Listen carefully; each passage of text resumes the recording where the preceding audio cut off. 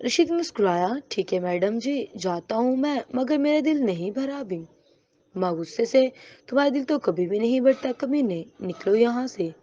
और रशीद मुस्कुराता हुआ हुमा के ऑफिस से चला गया। रात को रशीद से बचने के लिए हुमा ने ज़ेब को अपने साथ ही कमरे में सुला लिया। हुमा ऐसे ही दिन गुजरने लगे। जब मौका मिलता तो वो जमा के साथ टाइम बना लेती और रशीद से हर मुमकिन बचने की कोशिश करती।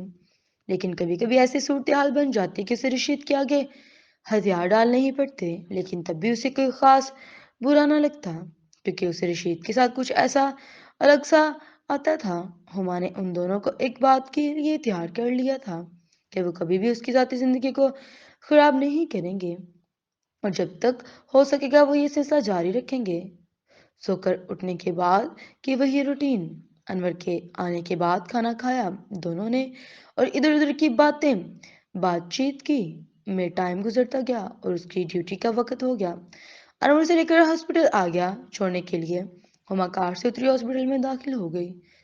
अनवर ने गाड़ी वापस मोड़ी और वापस जाने लगा तो हॉस्पिटल के साथ ही फुटपाथ पर खड़ी हुई एक लड़की पर उसकी नजर पड़ी, जिसने निकाब किया हुआ था। अनवर को वो लड़की कुछ जानी पहचानी सी लगी।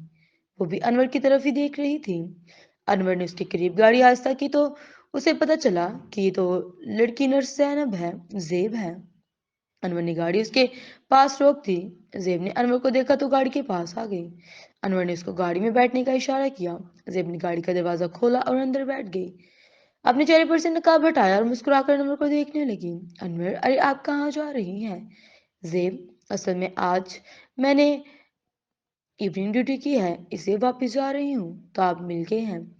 अनवर, चले फिर मैं आपको छोड़ देता हूँ। ज़ेब, ठीक कह रहे हैं, जाओ, छोड़ाओ ना आप, कि जल्दी से उसको हॉस्पिटल उतारूं ताकि कहीं कुछ खिलाना ना पड़ जाए। अनवर, तो आपने कुछ खाना है क्या? ज़ेब, भूख से मेरे पेट में चूहे दौड़ रहे हैं और आप ऐसे पूछ रहे हैं। अनवर मुस्कुराया और गाड़ी आगे बढ़ा दी। चलो फिर चलकर आपको खाना खिलाता हूँ पहले। ज़ेब, लेकिन पहले तो मैं फ्रेश होना चाहूँगी खाने से पहले, क्योंकि ड्यूटी के बाद तो पहले मैं नहाती हूँ, फिर ही खाना खाती हूँ। अनवर, तो फिर अब? ज़ेब, अरे अरे, आप बिल्कुल ही मासूम हैं। खाना पैक करवाते हैं और आपके घर पर चले जाते हैं। अब तो डॉक्टर हुमा भी घर पर नहीं होंगी ना, तो आपको किसका डर? ज़ेब ने अनवर को आंख मारी। अनवर मुस्कुराया और सामने रोड पर देखने लगा और अनवर मुस्कुरा गया। एक होटल के सामने गाड़ी रोककर अनवर अंदर गया और जाकर खाना पैक करवाया और जल्दी से वापस आ गया और कुछ ही देर में वो ज़ेब को लेकर अपने फ्लैट पर पहुंच गया। फ्लैट पर पहुंचकर ज़ेब ने अपनी चादर उतार दी। जैसे ही ज़ेब की चादर उतरी तो अनवर उसके जिस्म को देखने लगा।